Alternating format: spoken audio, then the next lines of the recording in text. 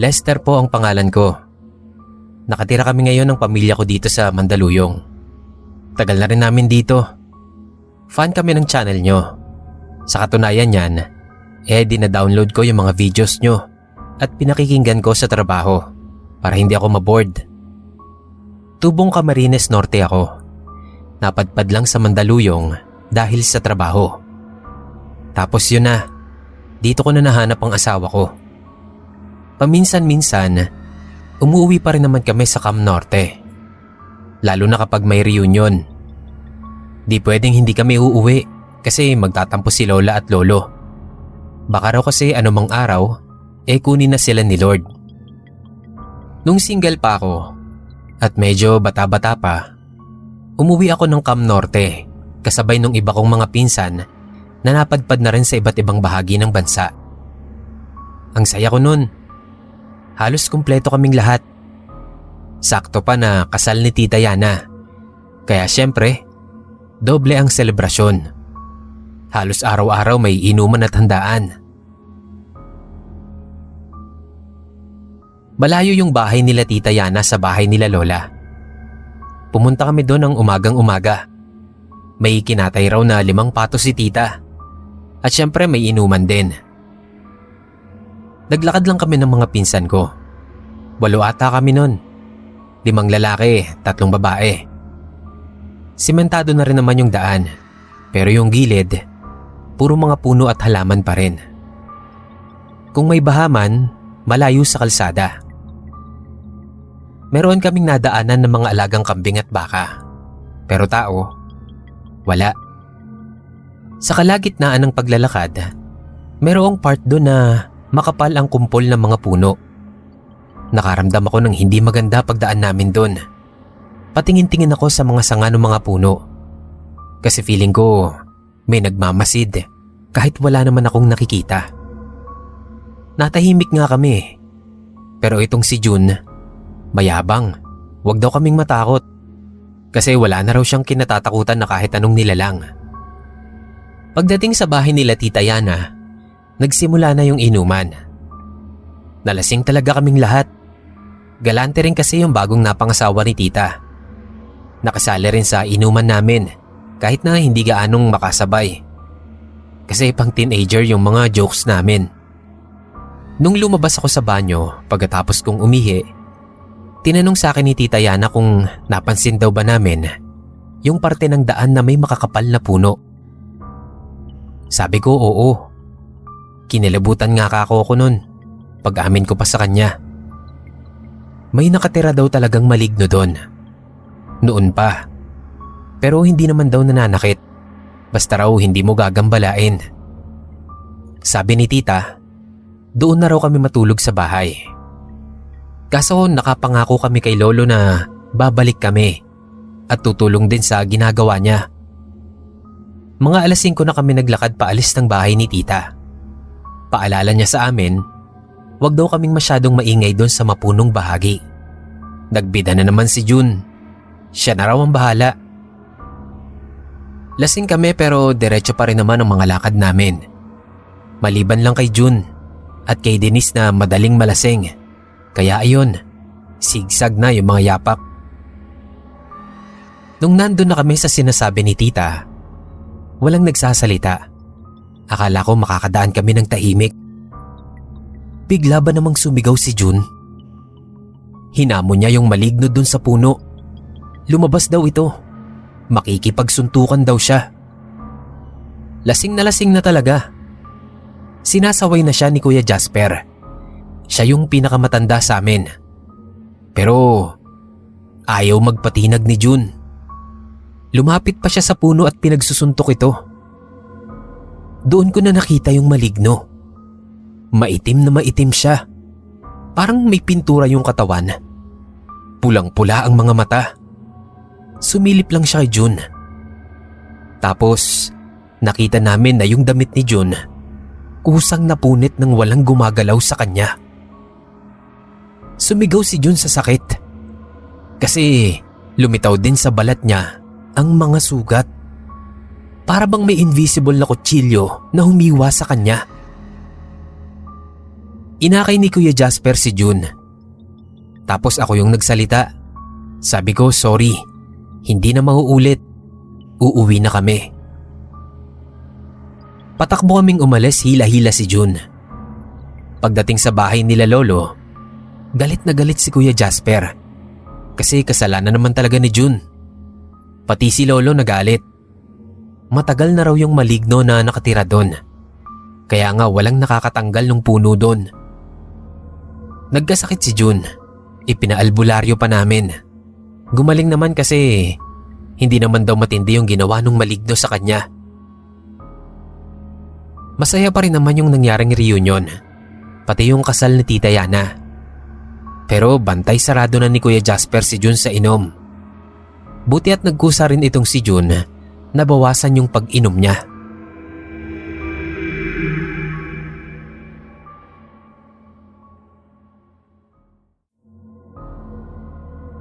Hello mga kapasta.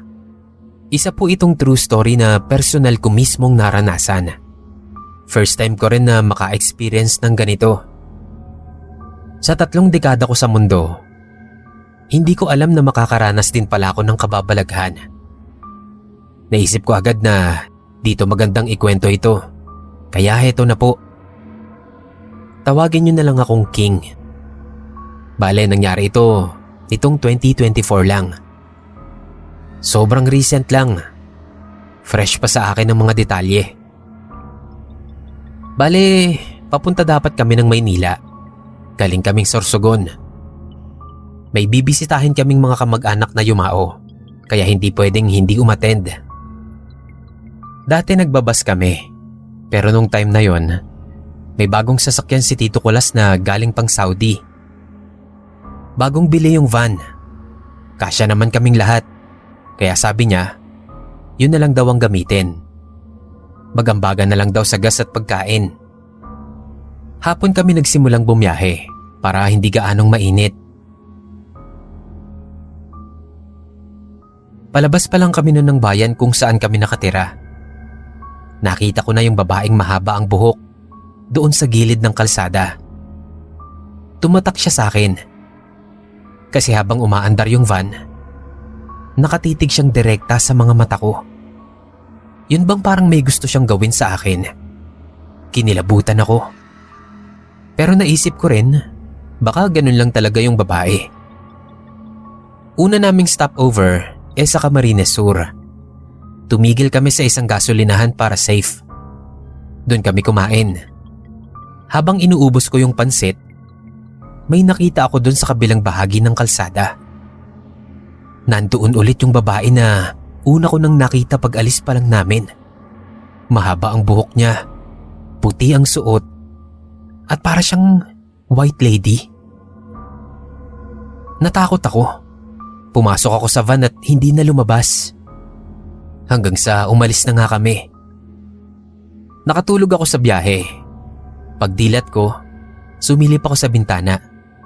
Sakto naman na bumagal yung takbo namin kasi paliko at may mga kasabayang sasakyan. Nandoon ulit sa gilid ng daan yung babae. Nakatitig sa akin. Katabi ko yung kapatid kong babae. Kinalabit ko siya. Tapos tinanong ko kung nakikita ba niya yung babaeng nandun sa gilid ng daan. Sabi niya, wala daw siyang nakikitang babae. Nanindig ang mga balahibo ko sa takot. Sunod na stopover, malapit sa gubat. Pilit kong tiniis yung ihi ko, pero hindi na kaya. Naghanap ako ng puno na pwedeng majinggilan. Tapos pumwesto ko. Pagtingin ko sa di kalayuan, nandoon na naman yung babae. Doon na ako nagdesisyon na sabihin kay mama at tiyo yung nakita ko. Sabi nila, malamang ay nakursunadahan daw ako ng babae. Sigurado daw sila na hindi titigil yung babae na yon. Susundan daw ako nito kahit saan ako magpunta. Isa lang daw ang paraan para matigil ang pagsunod nito. Sunugin ko raw lahat ng suot kong damit. Labag man sa kalooban, kasi paborito ko yung suot kong damit at pantalon, no choice. Ginawa ko na lang. Nagpalit ako pagkatapos. Tapos ayun na, gumaan na agad ang pakiramdam ko. Binigyan din ako ni mama ng rosaryo at ang sabi, ilagay ko raw sa bulsa ko bilang proteksyon. At effective naman kasi di na ulit nagpakita sa akin yung babae na mahaba ang buhok. Naisip ko nga, ano kayang nangyari kung hanggang dun sa lamay nakasunod yung babae? Baka doon na yun nagparamdam at ginambala pa yung lamay nung kamag-anak namin. Nung biyahe pa uwi, nagdasal muna ako bago sumakay sa van. Mabisang pangontra din daw kasi ang dasal para hindi ka basta-bastang sinusundan ng masasamang elemento. Safe naman yung naging biyahe namin pa uwi. Nakarating kami ng ligtas at walang ibang nilalang nakasama.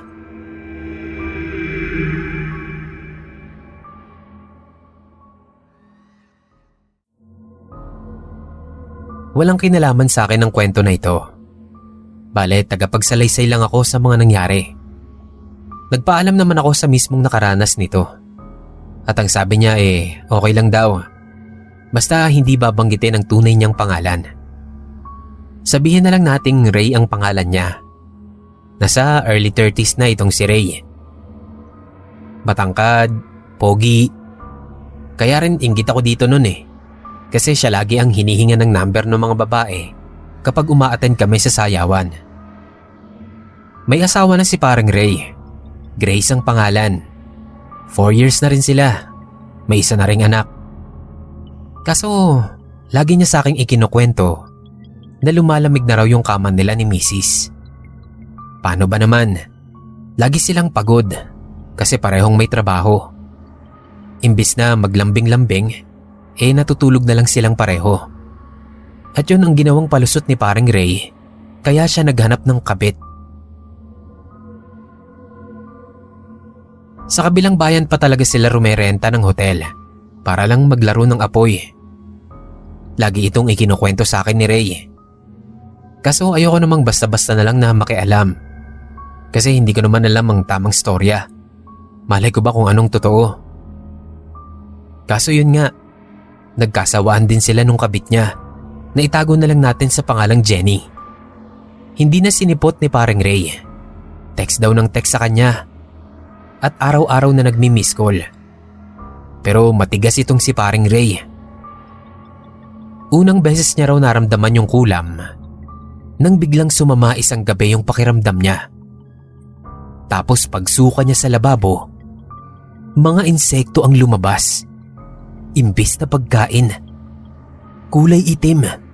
Dun pa lang daw, alam niya nang kinukulam siya. Kinaumagahan, halos hindi na siya makatayo. Yung binti niya, triple na yung laki kumpara sa normal na size nito.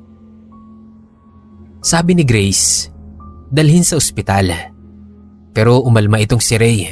Ipinipilit niya na imbis na sa doktor, ay sa albularyo siya ipatingin. Kasi kulam daw yun. Wala nang ibang paliwanag. Sinamahan nga siya ni Grace sa albularyo. Ako pa yung nagtawag ng tricycle na masasakyan nila. At syempre, sumama na rin ako. Pagdating sa albularyo, nahulaan agad nito yung nangyayari kay Ray. Malakas daw yung kulam. Halatang veterano yung may gawa. Pero sabi niya, kayang-kaya niya raw itong kontrahin. Kasi mahinang klase yung ginamit para sa kulam. Paliwanag nung albularyo, kung buhok daw yun ni Ray, o kaya naman ay kuko, laway, o dugo, malamang ay hindi na gumaling si Ray sa kulam. Pero sa tansya niya raw, ay mga damit o shorts lang ang ginamit nito sa pangkukulam. Umamin na itong si Ray doon mismo.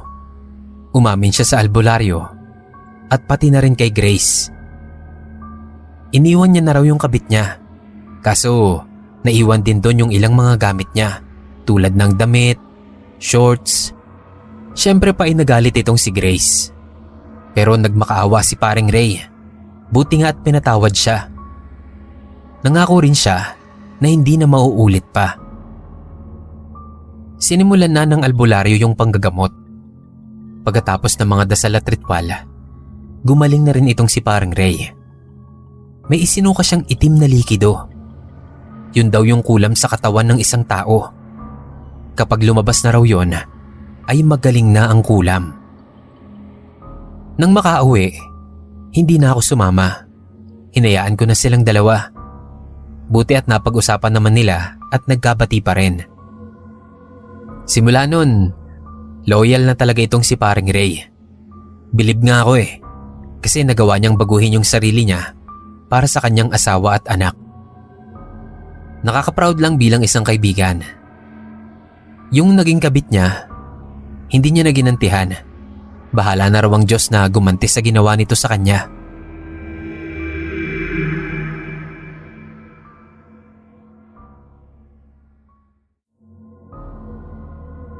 BJ po ang pangalan ko. Nag-submit ako ng kwento kasi tingin ko pasok sa mga tema ng stories nyo itong karanasan ko.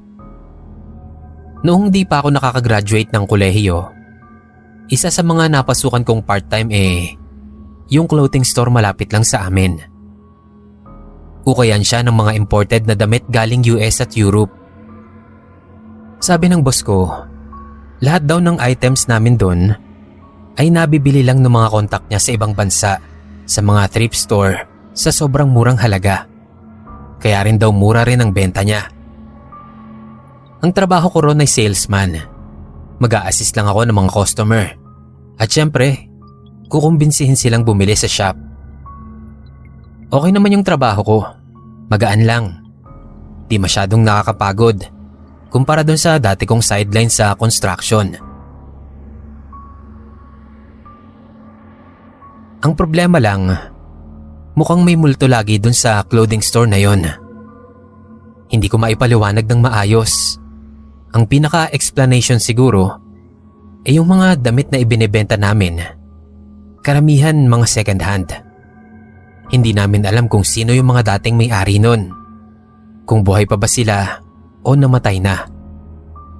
Kaya kung meron mang panggagalingan ng multo dun sa shop, sigurado akong dahil yun sa mga damit. Ito yung mga nangyayari sa shop. Madalas mali yung tansya ko ng bilang ng mga customer sa loob.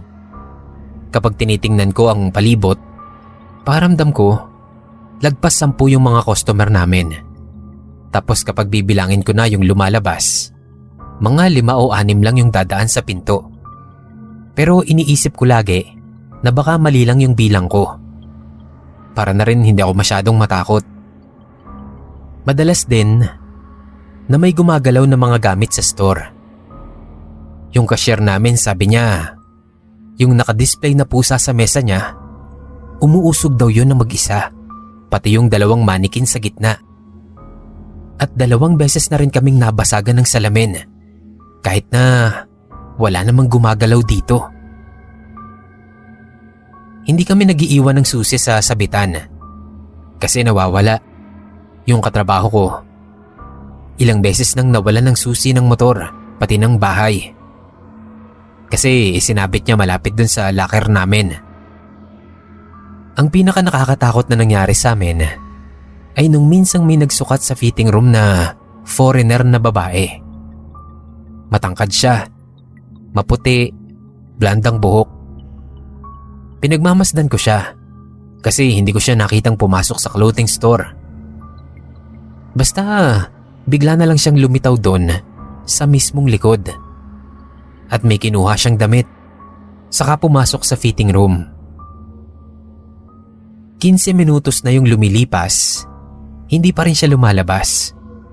Medyo mahaba na yung pila. Ako na ang lumapit. Tinanong ko kung malapit na ba siyang matapos. Yes ang sagot. English. Pero ang creepy ng boses niya. Tumagal pa ulit ng 15 minutos. Sabi ko, bubuksan ko na yung fitting room at papalabasin ko na siya. Kasi hindi lang naman siya ang customer sa store namin. Pagbukas ko nga, walang tao. Ang tanging nandun lang ay yung damit na dala-dala ng babae noong pumasok siya sa fitting room. Napaka-imposible Kasi una, walang ibang pwedeng labasan doon sa fitting room, kundi sa mismong pinto nito. Maraming mga nakapilang customer, kaya kung lalabas man siya, siguradong mapapansin siya. At alam kong nasa loob siya ng fitting room, kasi nga nung unang sita ko sa kanya, sumagot pa siya ng yes. Narealize ko na noon, multo yung babaeng foreigner na yon na pumasok sa fitting room. Wala nang ibang tamang eksplanasyon doon. Yung ibang customer, natakot na rin. Nang sabihin ko dun sa iba yung nangyari, napagpasyahan na magsara na kami, kahit sa araw lang na yon. Tumagal pa ako dun ng mga 1 buwan pa. Nabalitaan ko, after 1 year, nalugi din daw yung branch ng clothing store na yon. Napalitan na yung pwesto nila ng restaurant. Nakausap ko yung may-ari ng shop. Sabi niya, parang may mga nararamdaman daw siya doon sa pwesto na yon. Nakita niya raw isang beses yung isa sa mga multo. Babae, matangkad, blonde ang buhok at mukhang foreigner. Yun nga yung multo sa dating clothing store. Malamang ay doon na rin sila maninirahan kahit ilang beses pang mapalitan ng negosyo ang pwesto na yun.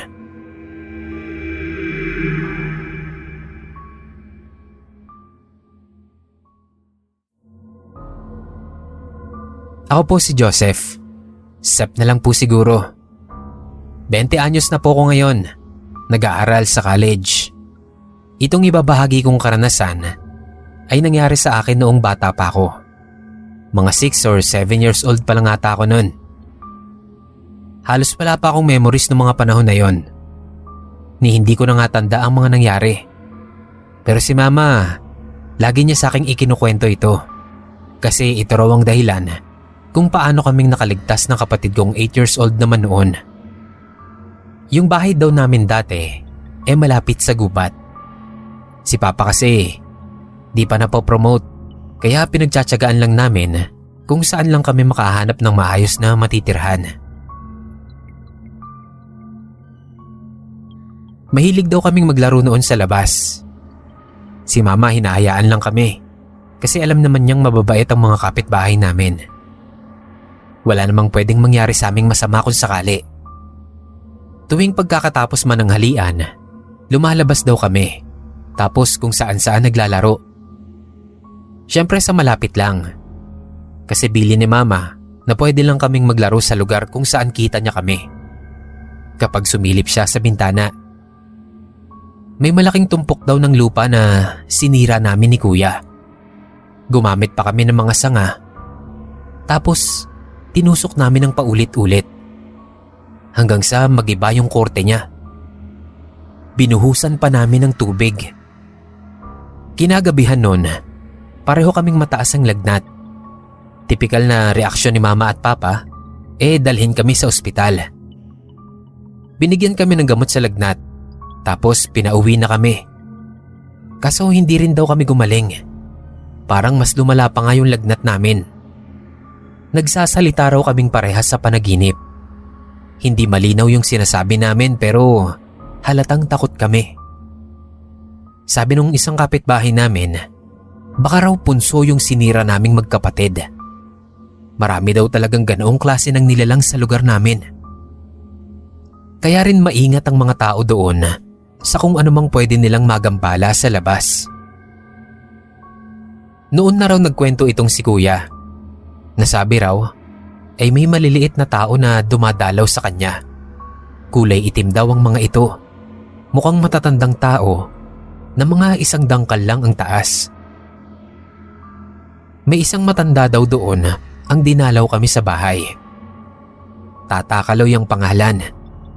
Gabi yun. Pakilala niya, dati raw siyang albularyo pero hindi na siya nanggagamot. Ang sabi raw nito kay Mama, bilhan daw kami ng 2 bagong kulay puting damit. Dapat plain white. Tapos dadalaw siya kinabukasan para magawa ang pangontra. Ginawa naman ni Mama. Kinabukasan nga, bago man ang halian ay dumating ulit yung matanda. May dala siyang uling na kakaiba yung amoy. Tapos may isinulat siya sa puting damit na yon. Hindi raw maintindihan ni Mama ang nakasulat kasi ibang lengguwahe. Sabi ni Tata Kaloy, ipasuot daw sa amin yung mga t-shirt na puti ng 3 araw. Pagkatapos ay hubarin at sunugin. Ginawa ni Mama lahat ng instruction. At totoo nga, gumaling kami after naming hubarin yung mga damit na yon. Sinunog yun ni Mama sa likod bahay namin. Sobrang sama ng amoy ng usok. At ang itim din. Nagpasalamat kami kay Tata Kaloy. Dinalaw pa nga namin siya sa bahay niya. May dala kami nun na pagkain.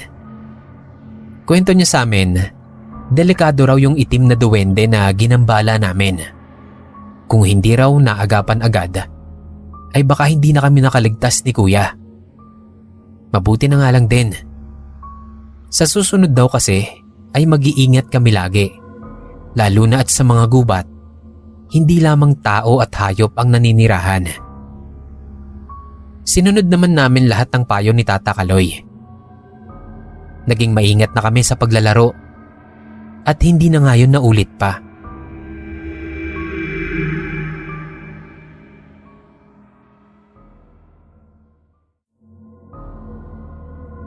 Naniniwala po ba kayo sa mga isinumpang bagay? Cursed objects?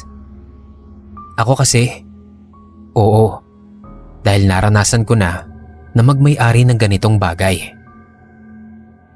Itago nyo na lang po ako sa pangalang Van. Wala pang 30 ang edad ko. Walang asawa, walang anak.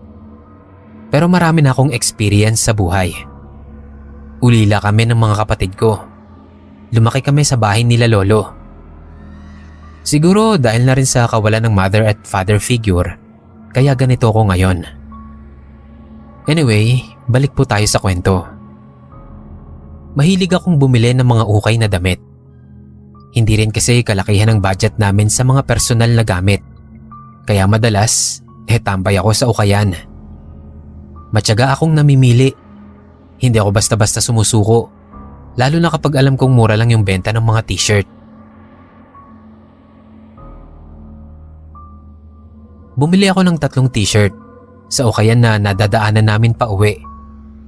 Nung buksan ko sa bahay, 4 na damit ang nandun. 3 damit na pinili ko at isang plain black na t-shirt. Sinukat ko. Inamoy. Nagulat ako kasi saktong-sakto sa akin. Ang komportable niya rin sa katawan. Baka nagkamali yung tindero. Dito na nagsimula yung kamalasan ko. Kasi magaling ang memorya ko, lalo na kapag importanteng mga event. At napansin ko na sa tuwing isusuot ko yung itim na t-shirt, laging may kamalasang nangyayari. Unang beses, nag-break kami nung long-time girlfriend ko. Ewan ko ba, simpleng away lang na nauwi sa sumbatan ng kung ano-anong mga bagay. Tapos yun na, nag-break na kami. Pauwi na ako noon. Sumakay ako ng jeep. Bigla ba naman kaming nakasagasa ng kotse? Hindi naman grabe, kasi mabagal lang naman yung andar ng jeep. Pero nasugatan pa rin ako sa siko. Di ko pa inisip na ang dahilan na yung t-shirt. Sunod na isinuot ko yung damit. Naglakad ako papunta sa may park. Ilang beses akong muntik mahagip ng mga dumadaan na motorsiklo. Galit na galit ako kasi ang laki ng daan. Pero ang lalapit nila sa sidewalk. Ang nakakagulat pa, hindi naman daanan ng motor yung street namin. May imimit akong bayar ng sapatos na ibinibenta ko. Pagdating doon, bigla ba namang umayaw? Kasi hindi niya raw pala kailangan ng sapatos. Matapos yun, tuwing sumasakay ako ng tricycle o jeep, kapag suot ko yung damit na yon, laging may nangyayaring masama. Sobrang dalas na. Doon ko na naisip na baka malas nga yung t-shirt na yon. Ang pinakamalala, siguro ay nung minsang sunduin ako ng kaibigan ko sakay ng motor. Malapit lang, kabilang barangay lang. Suot ko na naman yung itim na damit. kasi dumampot lang ako ng t-shirt sa damitan. Kalagitnaan ng biyahe, sabi niya may nakikita raw siyang malaking itim na kung ano sa likod ko sa side mirror niya. Wala namang ibang nakasakay sa motor kundi kaming dalawa lang. Ang bigat daw ng motor. Sa intersection, bigla ba namang lumabas sa kaliwa ang isa pang motor. Sinalpok kami kahit mabagal na yung andar namin. Wasak yung unahan ng motor. Na-ospital kaming pareho. Hindi naman sobrang lala at nakalabas din naman kami agad.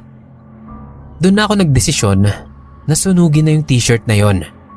Kasi alam kong sobrang malas nang nangyayari sa akin kapag suot ko yun. Eto, puwera biro. Binuhusan ko ng gasolina yung t-shirt at inilagay sa sahig. Sinindihan ko. Nagapoy naman yung gasolina. Pero hindi man lang nasusunog yung damit. Nang maubos yung apoy, hindi man lang naapektuhan yung damit na yon. Good as new pa rin. Kinilabutan na ako nun. Nag-search na ako at nalaman ko na ang mga cursed object pala ay hindi basta-bastang nasusunog. So naisip ko, siguradong cursed object nga yung damit na yon. Itinago ko na lang siya sa isang shoebox at inilagay sa ilalim ng kama. Mga 1 taon din ang lumipas, chinek ko ulit yung shoebox. Wala na yung damit. Walang ibang kukuha ng box na yon kasi ako lang naman ang pumapasok sa kwarto ko. Ang pinaka-explanation na naisip ko ay baka bigla na lang naglaho yung t-shirt na itim habang nasa loob ng box. Dahil doon, naging lesson na sa akin na wag nang basta-bastang magtitiwala sa mga gamit na bigla na lang lumilitaw ng walang dahilan. Lalo na kung hindi mo naman talaga ito pag-aari. Yun lang po.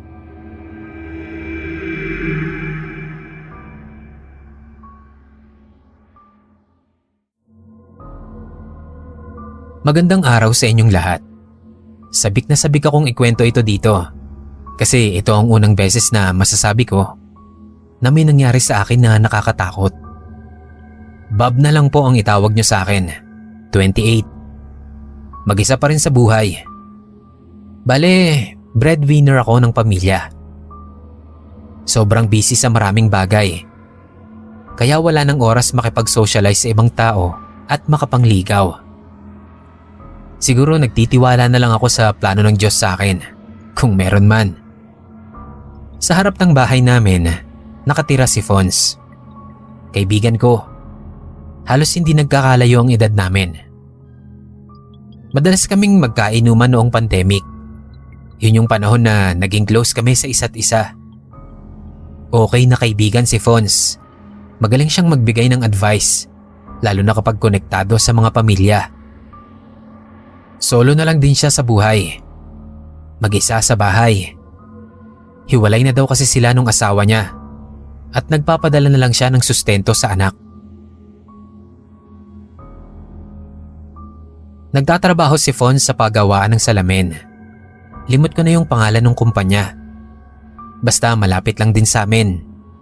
Nagbabike nga lang ito papunta sa trabaho niya. Madalas, gabi na siya kung umuwi. Main highway yung dinadaanan niya. Isa sa mga naisip niya raw para mas safe siya sa daan ay ang magsuot ng glow-in-the-dark na damit. Hindi ko naman alam kung saan niya nabili yun. Basta meron siyang 5 piraso ng damit na glow-in-the-dark. Kaya alam ko na agad kapag nakauwi na si Fons galing sa trabaho. Kasi mula sa bintana ng kwarto ko, kitang-kita ko siya kapag pumapasok na siya sa bahay. Madilim doon kasi sarado pa yung mga ilaw. Pero dahil nga glow in the dark yung damit niya, kitang-kita ko siya. Isang hapon, nabalitaan namin na inatake raw sa puso si Fons sa trabaho. Bigla na lang daw natumba at nang dalhin sa ospital, hindi na raw ito umabot pa sa loob. Sabi ng doktor, patay na raw si Fons. Dati niya pang iniinda yung high blood niya na sakit. Pero ayaw naman itong si Fons na magpapacheck up. Kaya rin siguro biglaan na lang yung pagkamatay niya. iniuwi sa pamilya niya yung bangkay. Ang nakakalungkot, hindi ko man lang siya nadalaw. Kasi hindi ko alam kung saan eksakto yung address nila. Lumipas ang ilang buwan. Yung bahay ni Fons sa harap ng bahay namin, wala nang nag-aasikaso. Naputulan na ng kuryente. Tapos nanakawan pa. Kasi alam ng mga kawatan sa amin na wala ng tao doon. Isang hating gabi, hindi ako makatulog. Nasa may bintana lang ako ng bahay namin. Naninigarilyo. Nang bigla akong makita na may kumikislap-kislap doon sa bahay ni Fons. Pagtingin ko, may lumulutang na glow in the dark na damit sa labas ng bahay niya. Natigilan ako ng matagal. Tapos nakita ko yung damit pabalik-balik lang doon sa harap ng bahay. Para bang gusto nitong pumasok pero hindi nito magawa. Bumaba ako at lumabas ng bahay. Tumawid sa kalsada at pumasok doon sa gate nila Fons. Wala na rin palang lock yun. Nandun nga yung damit ni Fons.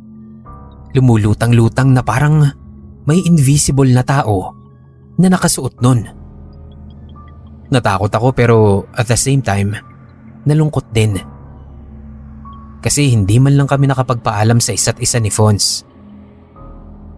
Yung damit, humarap sa akin. Tapos nakita ko saglit yung hugis ni Fons habang suot yung damit na yon. Alam ko, nandoon yung kaluluwa niya nung oras na yon. Tapos, narinig ko na lang, "Paalam pre." Sabi nung boses. Boses yun ni Fons. Alam ko. Tapos yung damit, nahulog na sa lupa. Pinulot ko yun at dinala ko sa bahay. Itinago ko yung damit. Nasa akin pa rin yung glow in the dark na damit na yon. Magpasa hanggang ngayon. Pero bakit kaya bumalik yung kaluluwa ni Fons? Siguro may balak din siyang balikan doon sa loob ng bahay. At saka gusto niya rin sigurong magpaalam sa akin. Masaya naman ako dahil kahit sa huling pagkakataon ay nakapagpaalam si Fons sa akin.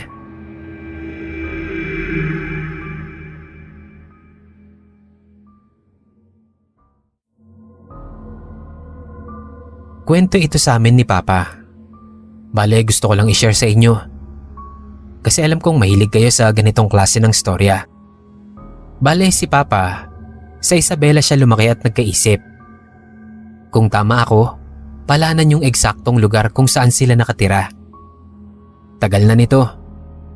Basta elementary pa nun si Papa. May dagat daw malapit sa kanila. Kwento niya, isa sa mga pinagkukunan nila ng pera noon ay ang pangingisda at pag-aasin. Sila, lola at tita raw ang nakatoka sa pag-aasin habang tumutulong naman noon si Papa sa pangingisda ni Lolo.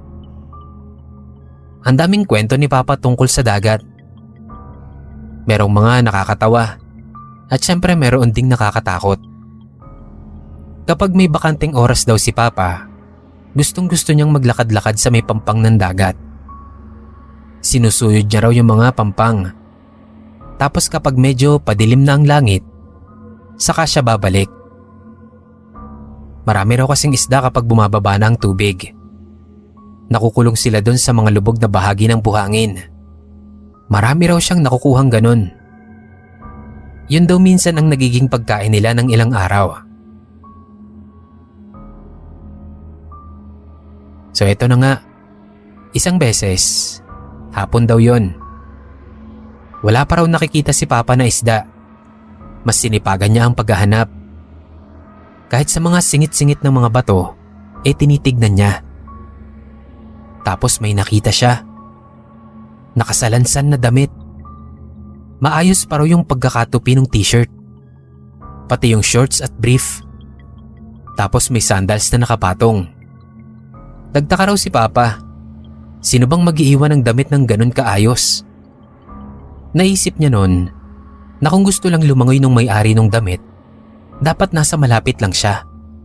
Pero wala raw ibang tao dun sa bahaging yun ng dagat. Kinutuban daw ng kakaiba si Papa. Alam niyang may kung ano sa kung sino man ang nag-iwan ng damit na yon. Nagtago raw si Papa dun sa may halamanan at hinintay niyang dumating yung may-ari ng damit. Wala na raw siyang pakialam kung wala siyang mahuli. Basta malaman niya lang kung sino yung may-ari ng damit na yon. Mga kalahating oras din daw na paghihintay, natanaw na raw ni Papa na may papalapit sa pampang. Lalaki, matangkad, medyo maitim. Nung umahon daw ito sa dagat, parang nabarahan yung lalamunan ni Papa. Hindi siya makakilos. Kasi hindi raw tao yung umahon. Isang lalaki na may matatalas na ngipin at malalaking hasang sa leeg. Parang isda. May paligpik din daw ito sa likod. Kinuha nito yung damit at sandals. Pero bago magbihis, nakita niyang may botelya itong binuksan na nakaipit siguro dun sa damit. Ipinahid niya raw ito sa palikpik at hasang. Namilog ang mga mata ni Papa sa nakita niya ng mga sandaling yun. Naglaho raw yung hasang at palikpik. Ilang segundo lang ay nagmukha ng normal na tao yung lalaking umahon. Hindi raw makapaniwala si Papa sa nakita. Gabi na raw nang makauwi si Papa. Akala raw ni Lola kaya wala siyang imik dahil wala siyang nahuli. Pero hindi. Hindi raw mawala-wala sa isip niya yung nakita niyang lalaking may hasang. Hindi niya kilala yung lalaki. Nang lumaon, nalaman ni Papa na may mga syokoy daw pala talaga doon sa lugar nila. Yung iba pang araw nagpapanggap na tao at namumuhay ng normal sa iba't ibang lugar. Nung high school si Papa, may nahuli nga raw silang syokoy sa dagat. Pero sa susunod ko na lang po ikukwento kasi mukhang napahaba na. Next time po, promise, sasabihin ko lahat ng nangyari.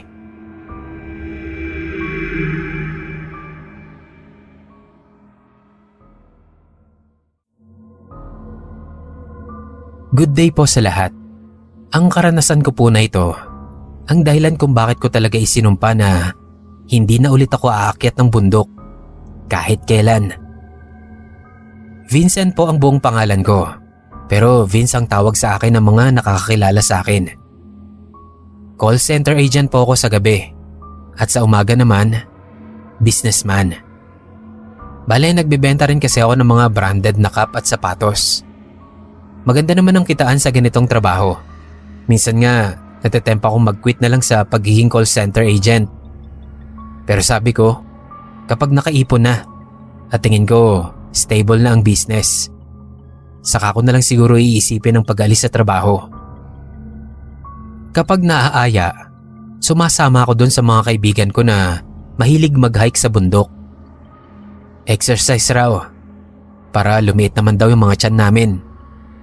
Enjoy din ang pag-hike. Gustong gusto ko yung klase ng pagod na ibinibigay ng matatarik na bundok. Para siyang challenge sa'yo. Tapos kapag narating mo na yung goal nyo sa pag-akyat, sobrang satisfying sa pakiramdam. Isang beses, may nangyari na nagpabago sa pananaw ko bilang isang baguhan na hiker.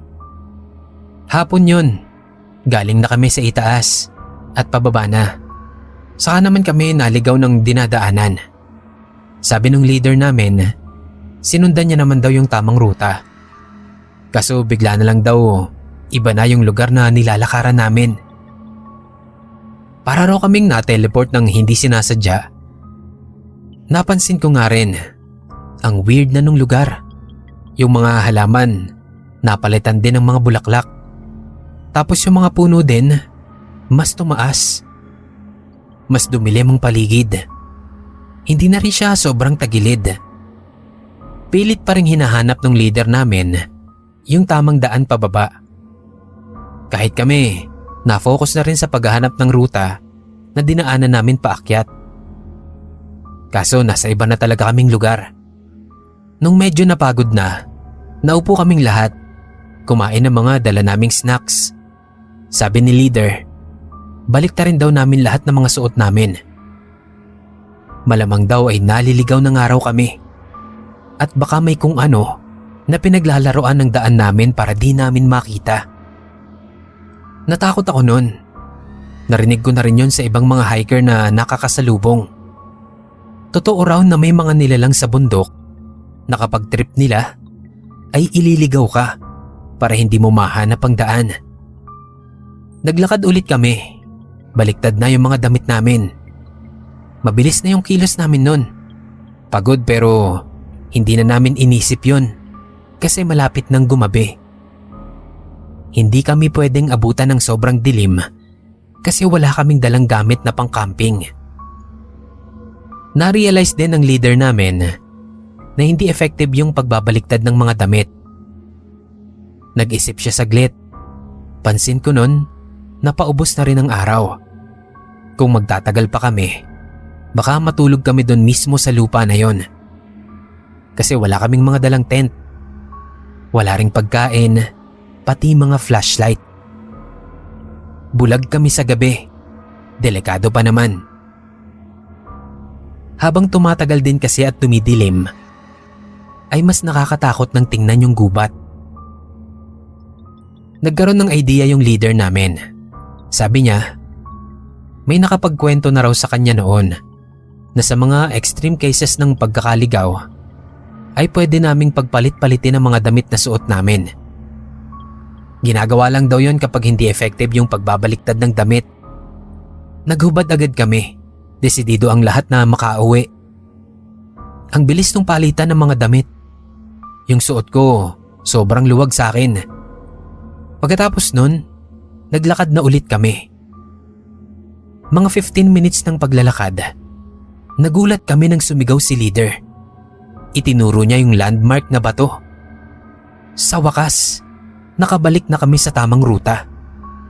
Nagyakapan kaming mga magkakasama. Nang makarating kami sa ibaba, nagpasalamat kami kay leader. 10 years na siyang hiker at ang sabi niya, natural lang daw yung mga ganun. Kahit nga raw siya ay nagpanik na nung hindi gumana yung pagbabaliktad ng damit.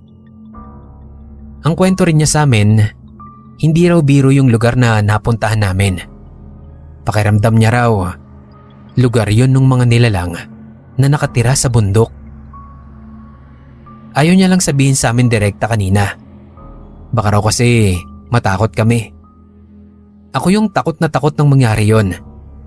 Sabi ko sa sarili ko, maghahanap na lang ako ng mas safe na klase ng exercise tuwing wala akong trabaho.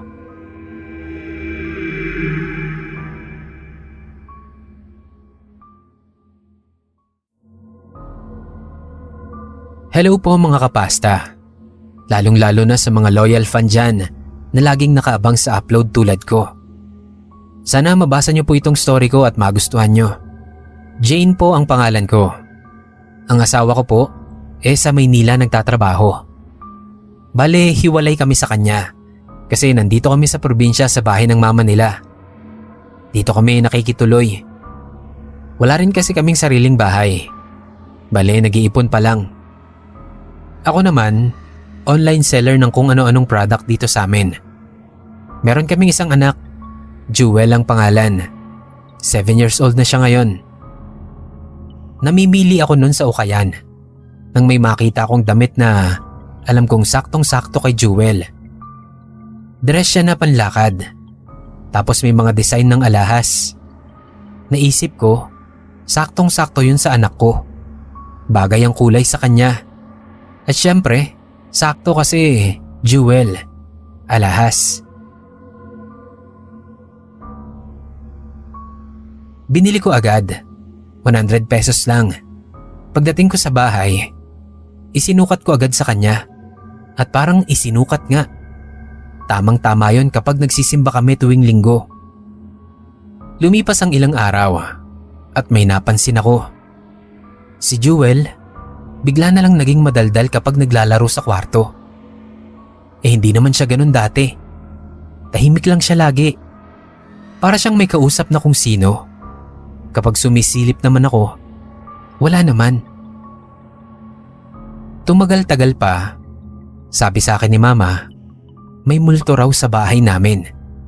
Sa gabi daw kasi, madalas niyang makita na may batang lumalabas sa kwarto namin. Tumatakbo papunta sa sala, tapos biglang maglalaho. Ilang beses niya na raw nakita yon. Sigurado naman daw siya na hindi si Jewel yon. Kasi lagi siyang nagpapasama sa akin kapag nagigising siya sa gabi, kapag gusto niyang magbanyo. Isang gabi, nag-open up sa akin si Jewel. May kalaro raw siya na laging nagpapakita kapag mag-isa lang siya. Tinanong ko kung sino. Rika daw ang pangalan. Pareho sila ng edad. Pero itong si Rika, may sugat daw na mahaba sa leeg. Kinilabutan po talaga ako nang marinig ko yon. Baka yun na nga yung multong sinasabi ni Mama na nakikita niyang lumalabas sa kwarto. Matagal akong nag-isip nun kung saan naman kaya manggagaling yung multo na yon. Ano, bigla na lang may lumitaw na multo sa bahay na walang dahilan? Sumapit ang linggo. Ipapasuot ko sana kay Jewel yung damit na nabili ko sa ukayan. Pero tumanggi siya. Kasi kapag ginagamit niya raw yung damit, nagagalit yung kalaro niya. Siya raw kasi ang may-ari ng damit na yon. Doon ko na napag-connect. Nagsimula lang namang magkaroon ng kalaro si Jewel nung mabili ko nga yung damit na yon. Nagsimba kami. Sinuot ni Jewel yung luma niyang dress na ginagamit niya dati. Pagka-uwi, sinabi ko agad kay Mama yung natuklasan ko. Sabi ni Mama, sunugin na raw namin yung damit para mawala na rin yung koneksyon ng multo sa lupa at tahimik na itong makatawid sa kabilang buhay. At gano'n na nga ang ginawa namin. Sabi sa amin ni Jewel, naiyak daw siya nung isang gabi kasi nagpaalam na sa kanya yung kalaro niya. Kwento ni Mama, wala na rin daw siyang nakikitang bata na bigla na lang tumatakbo sa loob ng bahay namin tuwing hating gabi. Wala na nga talaga yung multo.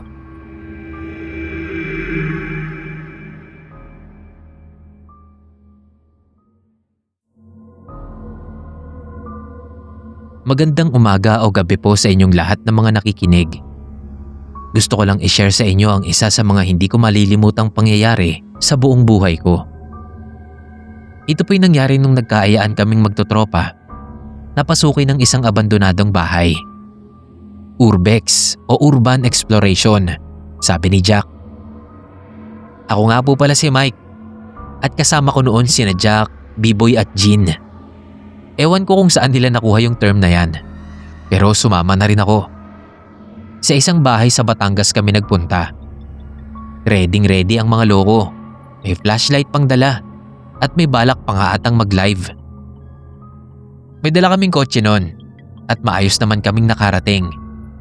12:00 na rin kaming nakarating noon, tamang-tama lang sa oras na gusto nila.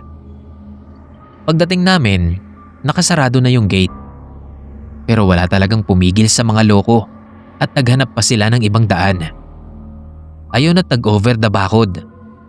Sumunod na lang din ako. Alangan naman kasing magpaiwan ako doon. Mamaya, masabihan pa akong duwag. Binuksan na namin yung mga dala naming flashlight at saka kami nagsimulang maglakad sa loob ng bahay. Pagbukas namin ng pinto, wala naman kaming nakitang kakaiba. Parang ordinaryong abandonadong bahay lang.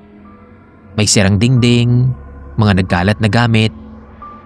Pumasok na kami at nasa parting kusina na kami noon. Tinutok ni Bibo yung flashlight niya sa isang tokador. At nagulat na lang kami sa sigaw niya. May nakita daw siyang bata sa tokador.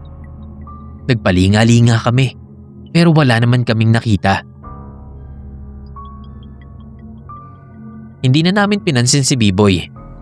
Pero pansin ko na nagpapawis na siya. Itinuloy na namin ang paglilibot.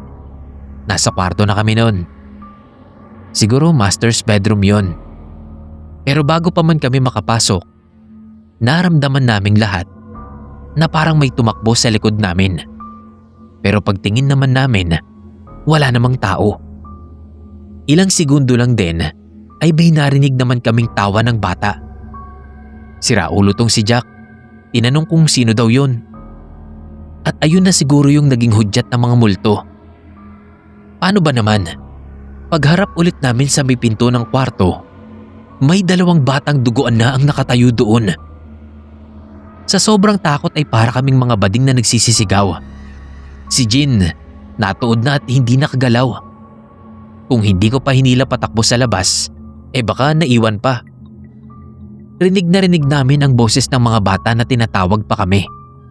Nangihingi sila ng candy. Pero nagbingi-bingihan na kami at nag-uunahan na kaming makaalis sa bahay na yon. Nakahinga lang kami ng maluwag noong nasa loob na kami ng kotse. Agad naman nang pinaandar yun ni Jack. Nakita pa namin yung 2 bata sa may bintana at parang kumakaway pa. Rinatrat na agad ni Jack yung pagpapatakbo ng sasakyan. Makaalis lang kami sa lugar na yon.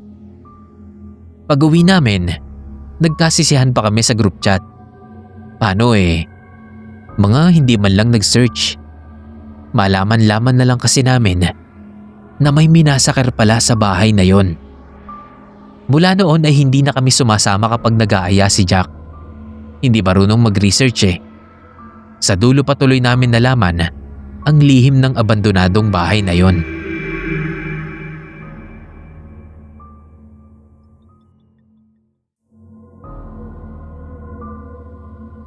Tawagin niyo na lang po akong Jojo. Gusto ko lang i-share sa inyo yung karanasan ko sa clown. 2016 siguro yon, noong magkaroon ng mga clown sighting sa Amerika. Tapos may mga prank din na naglabasan. Paboritong panoorin yun ng kuya ko. Tawagin na lang natin siyang George. Minsan panakot pa niya yun sa akin. Bata pa kasi ako noon. Siguro nasa 12 o 13 ata. Tapos si kuya naman nasa 20 na at naghahanap na ng trabaho. Ayun nga at sa sobrang tuwa niya sa clown, ay bumili pa siya ng clown costume. Ewan ko kung saan niya nabili. Tapos ewan ko sa kuya ko. At imbis na maghanap ng matinong trabaho, ay naisipan niya pang maging clown sa mga events. Masuot niya lang daw talaga yung clown costume na yon na hindi nasasabihan ng baliw. Nakakaltokan kasi siya ng tatay naming pulis. Ginulat ba naman niloko At ayun na nga, naging sidekick naman siya ng isang tunay na nagka-clown sa event. Pero minsan, nakikita ko pa rin siyang nanonood sa YouTube. Minsan ay isinasama niya rin ako kapag birthday party, lalo na kapag mga bata ang nandun. Libreng pagkain din yon, kaya sumasama ako. Hanggang sa mangyari na nga, yung hindi namin inaasahan. May isang event noon, biglang nag-LBM si kuya. Pero bago naman magsimula ang show, ay nakabalik rin siya. Pero iba na yung ikinikilos ni kuya. Para siyang robot. Tapos minsan parang hindi niya naiintindihan yung sinasabi ni Kuya Bert. Siya po yung kasama ni kuya na nagka-clown talaga. Tapos hindi rin siya nagsasalita. Nasa kalagitnaan na kami ng show noon nang bigla kaming nakarinig ng sigaw. Napalingon kaming lahat noon sa likod. Pagtingin namin, si Kuya George pala. Pero hindi niya suot yung clown costume. Naka-shorts lang siya noon ng pambasketball at nakaputing t-shirt. Pero naka-makeup na siya ng pang-clown. Agad ko namang ibinalik yung tingin ko doon sa isa pang Kuya George na nasa harap. Pero bigla na lang yung nawala, na para bang pumutok na lobo. Alam niyo yun, yung katawan niya biglang nawala sa kinatatayuan niya. Tapos yung damit na lang na pang-clown yung natira. Ewan ko kung sino, pero bigla na lang may pumalakpak. Akala ata kasama sa show yung nangyari. Ang akala nila magic pa rin yun. Pero ako, nanginginig na ako nun. Sa ilang beses na pagsama ko kay Kuya, alam kong hindi nila kayang gumawa ng ganoong magic trick. Nilapitan ko agad nun si Kuya. Pati siya napatulala din sa nangyari. Si Kuya Bert naman, napatigil din saglit. Pero hindi siya nagpahalata. Agad siyang nakarecover at itinuloy yung show. Hindi niya pwedeng takutin yung mga bata. Kaya itinuloy pa rin nila yung magic show na parang walang nangyaring kakaiba. Noong pauwi na kami, Narinig ko pang pinuri nung nanay nung nag-birthday sila kuya. Tapos nginitian lang nila ito. Saka sila nagpasalamat at umalis na kami. Nasa biyahe na kami noong tinanong namin si Kuya George kung ano bang nangyari. Sabi niya, nag-LBM nga daw siya. Natagalan siya sa loob ng CR. Hinubad niya muna yung costume at inilagay yun sa labas. Baka raw kasi mangamoy banyo dahil nga masama ang tiyan niya nun. Pero pagtapos niya daw magbanyo, paglabas niya, nawawala na raw yung costume. Hinanap niya pa raw, kaya natagalan siyang bumalik. Hanggang sa marinig niyang nagsisimula na raw si Kuya Bert. Kaya tumakbo na siya palabas. At laking gulat nga din daw niya nung makita niyang may ibang nakasuot ng costume niya. Tinanong namin siya kung saan ba niya nabili yung costume na yon. At ang sabi niya sa isang kaibigan daw galing Amerika. Tinawagan ni Kuya yung kaibigan niya na yon. Tinanong niya kung saan nabili yung costume na yon. At doon namin nalaman na sa isang kaibigan niya rin daw galing iyon. At namatay na raw yung kaibigan niya na yon dahil binaril daw ito habang suot-suot yung costume habang nagpa-prank sila. Prank gone wrong, ika nga. Walang ano-ano ay agad na sinunog ni Kuya yung costume pag uwi namin. At mula noon, tila ba nagkatrauma na si Kuya sa clown. At kahit kailan hindi niya na ulit ipinanakot yun sa akin.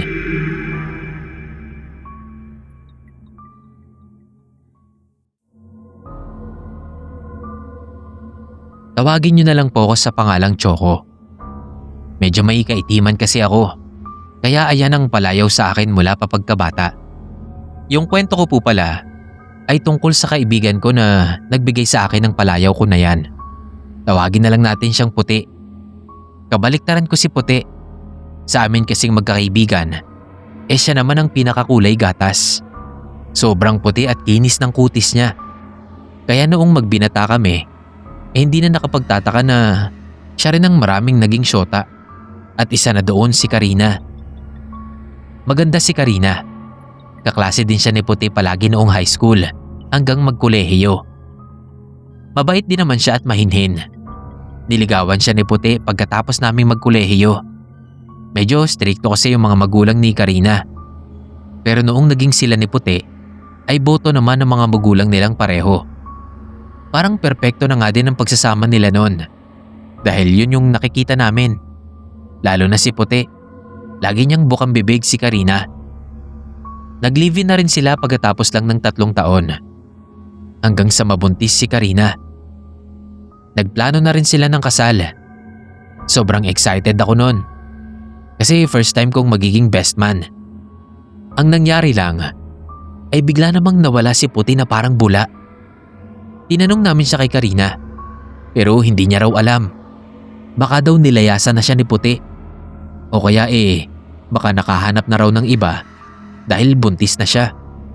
Palaging ganoon ang sinasabi niya kapag may nagtatanong sa kanya kung nasaan na si Puti. Pero hindi naman siya makatingin ng maayos sa amin. At saka imposibleng hindi magsabi sa amin si Puti.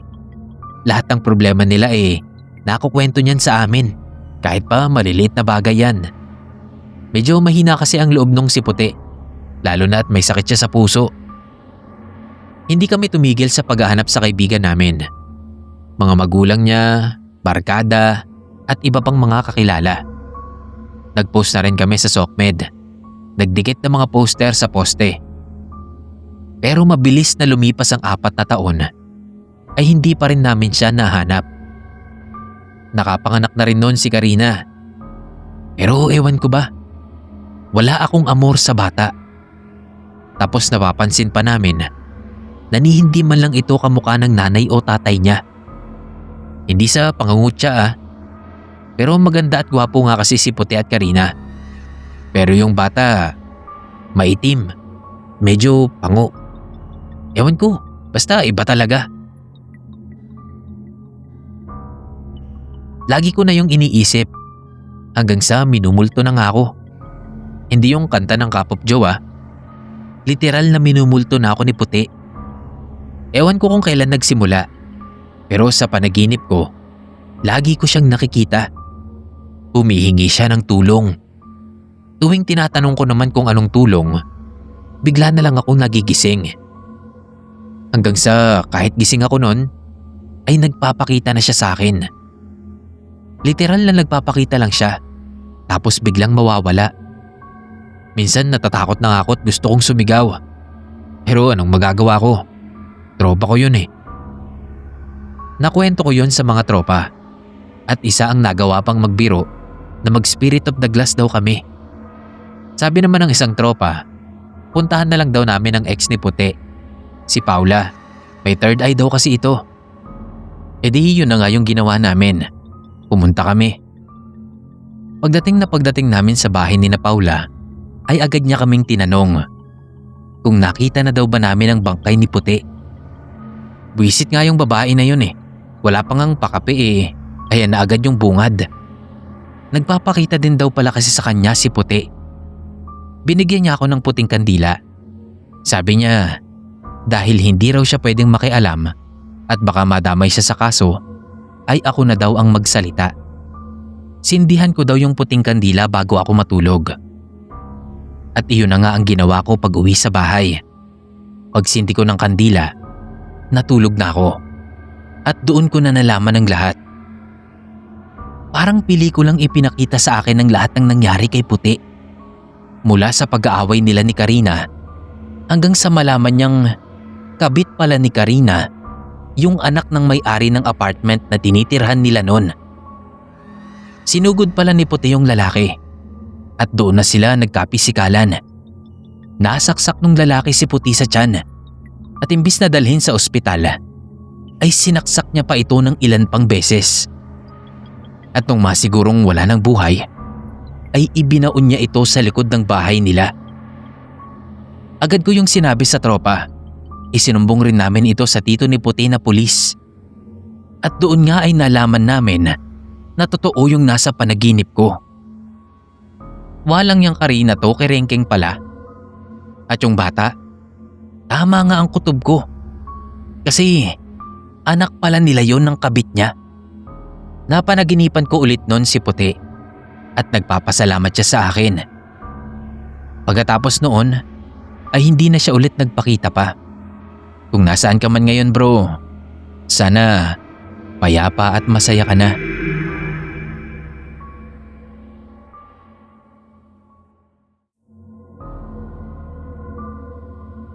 Kumusta po sa mga nakikinig?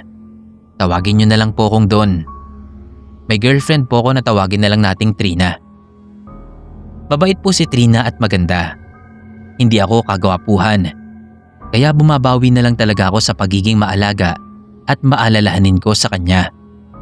Mag-iilang taon na din kaming magkasintahan at madami-dami na rin kaming napagkukwentuhan tungkol sa mga buhay-buhay namin at nakaraan.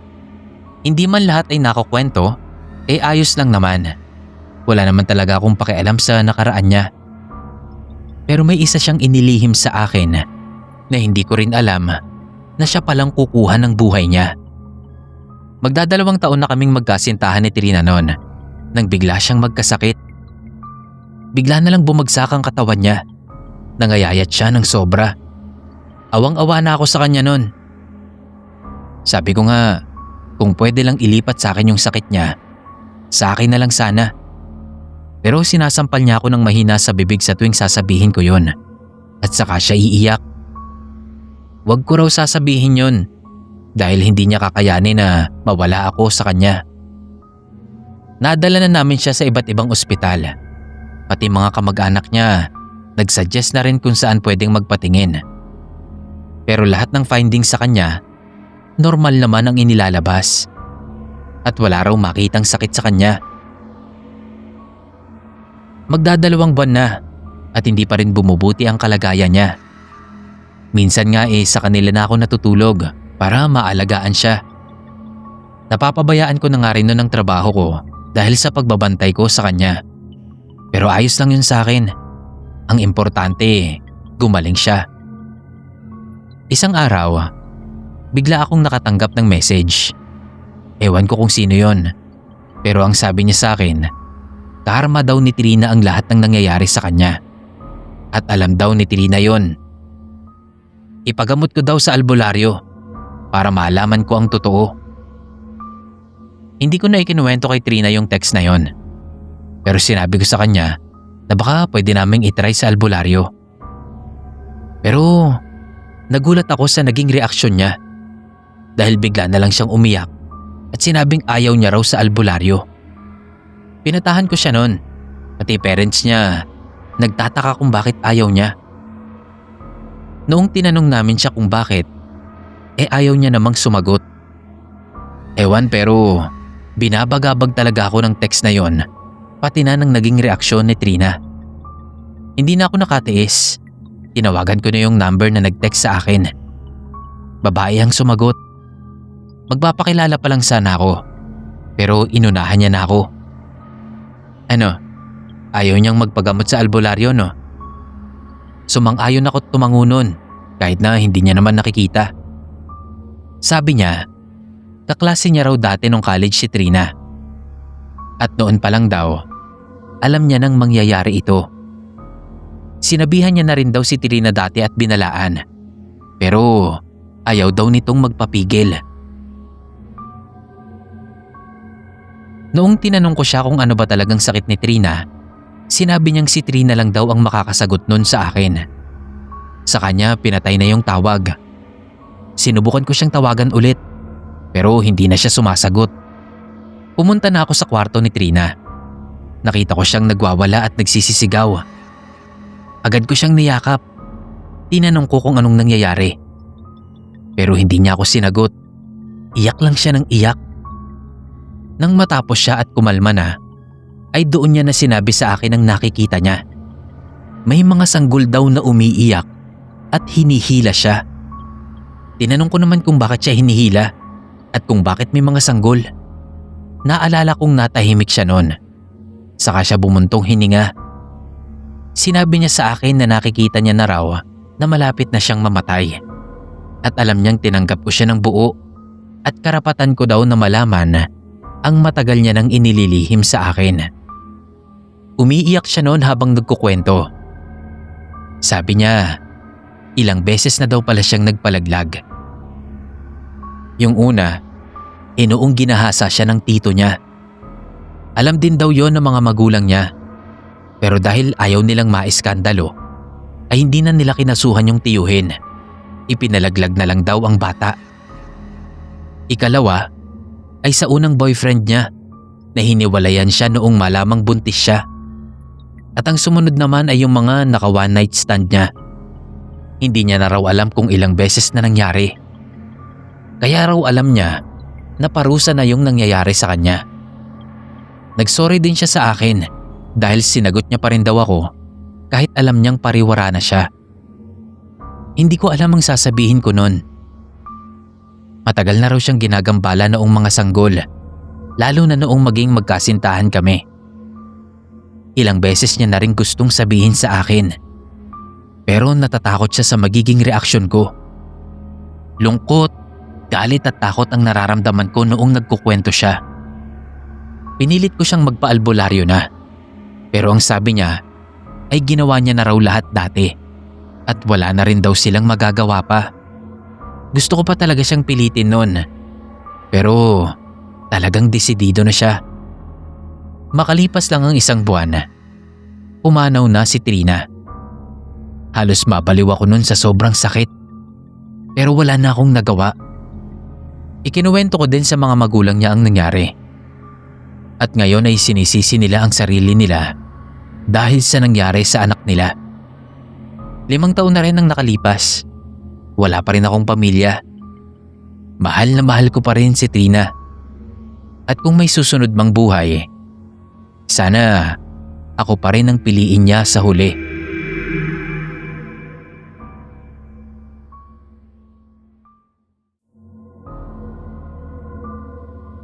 Hello sa lahat ng mga nakikinig. Tawagin niyo na lang akong Larry. Taga Cavite ako. Ang ikukwento ko sa inyo ay tungkol sa isang lumang tulay na malapit sa amin. Hindi ko na sasabihin ang eksaktong lugar, pero i-describe ko na lang. Dati yung daanan nung wala pa yung main road sa kabila. Medyo masukal at maraming puno sa tabi ng kalsada. At sa tuwing umuulan, iyon ang unang binabaha. Kaya laking ginhawa talaga noong nalipat na sa ibang lugar yung main road. Maliliit pa kami noon, ay minsan na rin kaming naglalaro doon. Nangunguha kami ng gagamba at mga insekto na pwede naming paglaruan. Tumigil lang kami noong 2 beses na kaming makakita ng bangkay doon. Akala namin ay mga natutulog lang. Pero kapag hinawakan mo, ay doon mo na malalaman na patay pala. Kasi sobrang lamig at tigas na.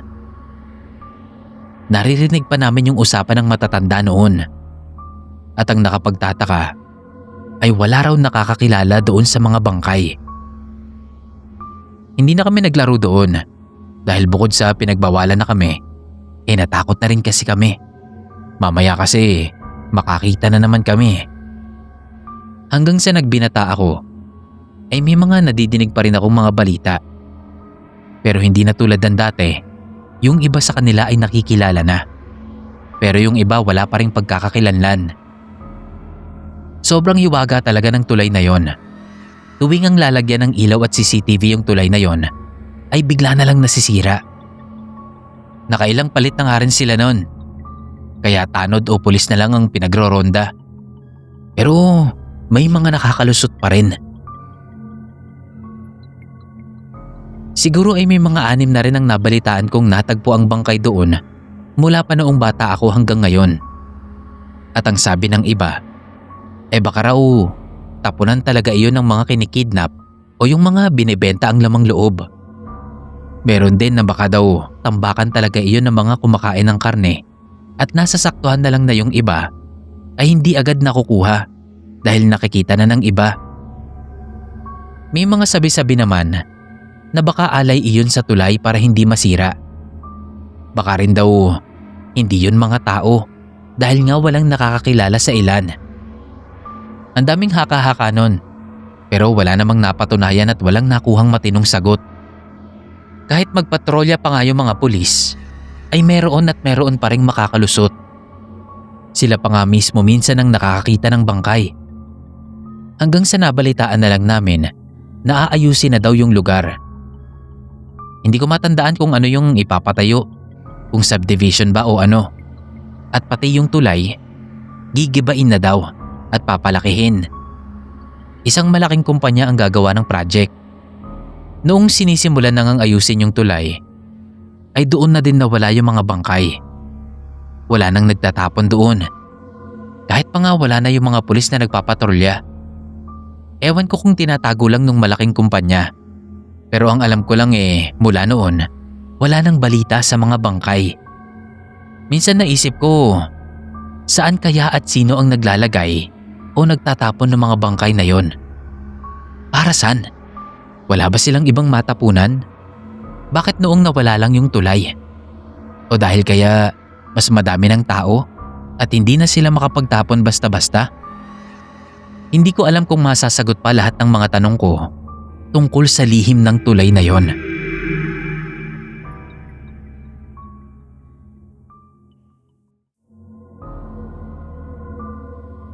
Tawagin niyo na lang po akong Simon. Matagal nang nangyari ito, nung high school pa ako sa probinsya namin. Maliit lang yung eskwelahan na yon at halos lahat magkakakilala. Pero marami na ring mga estudyante ron dahil yun pa lang ang nag-iisang eskwelahan sa bayan. 3rd year na ako noon nang mapalitan ng principal namin nang tawagin na lang nating si Mr. D. Medyo matanda na siya pero palangiti naman. Mabait din siya sa mga estudyante, lalo na sa mga 4th year. Mabait din siya sa mga teacher. Wala halos masumbat sa kanya kasi mabait nga. Ang ipinagtataka lang ng ilan ay kung bakit napunta siya sa eskwelahan namin na pabundok na. Halos malapit na siyang mag-retire. Kadalasan kasi sa mga principal na napupunta sa amin mga bata-bata pa. Pero dahil wala namang issue kay Mr. D, nawala na rin ang pagtataka na yon. Hanggang sa magkaroon kami ng JS prom. Ang daming nabuntis na mga estudyanteng babae nun. Paano nalaman na sa JS prom sila nabuntis? Halos magkakapareho kasi sila ng buwan. Lahat nagsimula noong February. Galit na galit yung mga teachers at mga magulang syempre. bakit daw hinayaang mabuntis yung mga estudyante. At talagang nung JS prom pa. Oo nga, at hindi naman sigurado na noong JS prom mismo kung babasehan lang ang buwan. Pero may mga umamin din kasing estudyante na noong JS prom nga daw sila nabuntis. Alam kong wala namang kinalaman yung pagbubuntis sa horror. Pero malalaman nyo rin. Kasi literal na ako mismo ang nakakita at nagtagpi-tagpi ng lahat. Sa likod kasi ng eskwelahan ay merong ilog. Minsan doon ako nagpupunta pag nagkakating ako kasama ng ibang tropa. Nagkataon naman na ipinatawag yung iba sa kanila at yung iba naman, ewan ko kung saan nagsuot. Kaya ako lang ang nakatambay nun doon. Bigla kong nakita nun yung principal namin. Nasa may puno siya sa tabi ng ilog. Meron siyang kausap sa telepono. Hindi ko masyadong marinig yung usapan nila. Pero may mga nahagip akong salita. Buntis daw at ibibenta. Tagumpay daw yung plano. At kung kailan daw pupunta, tumawag na lang daw ulit. Medyo lumapit pa ako at nagtago ko sa likod ng isang malaking bato. Pero narinig pa rin ata yung yapak ko dahil biglang napalingon sa direksyon ko si Mr. D. Agad niyang ibinaba yung tawag at palingalingang umalis. Hindi ko alam pero bigla akong kinabahan nun sa principal namin. Lalo na yung mga narinig ko sa kanya. Anong kinalaman ng buntis sa ibebenta? At anong plano? 3 buwan din akong laging nakasubaybay kay Mr. D. Feeling ko nga ala James Bond na ako nun. Gusto ko na ngang ikwento sa mga kaibigan ko. Pero baka kasi ikalat nila at mahuli pa ako. Hindi ko pa pala nasabi, pero isa din sa nabuntis yung ate kong 4th year. Magpipitong buwan na yung tiyan niya nun at medyo hirap na siya. Para daw bang palaging may nakaaligid sa kanya. Yung mga aso namin palagi ring umaalulong. Sabi ko naman baka kung ano lang yun. Pero nagkamali ako.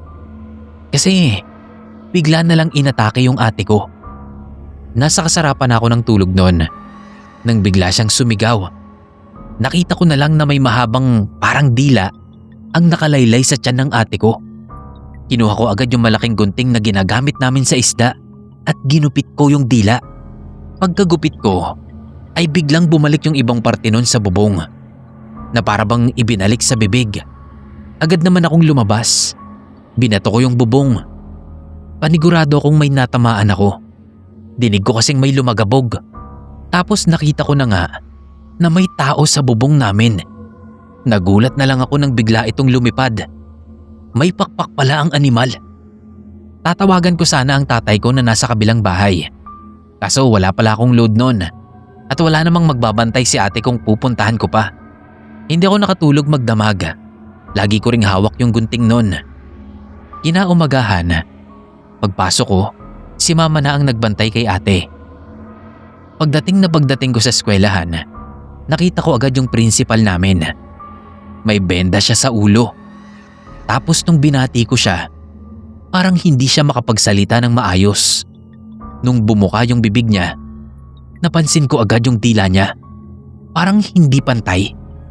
Tatanungin ko sana siya noon kung anong nangyari sa kanya. Pero bigla na siyang umiwas at umalis agad. Hindi na ako pumasok noon. Ikinuwento ko agad sa tatay ko yung nangyari. Kasama yung ibang mga magulang ay sinugod namin yung eskwelahan. Pero pagdating namin doon, wala na yung principal. Nagpunta rin kami sa bahay niya, pero wala na rin siya doon. Doon ko mas lalong napagtanto na aswang nga yung principal namin at malamang sa malamang na yung planong sinasabi nila ay yung sabay-sabay na pagbubuntis ng mga estudyante at yung pagbebentang binabanggit siguro ay tungkol sa mga sanggol na maaaswang nila. Sana lang talaga na-expire na yung principal na yon para hindi na siya makapambiktima pa ulit.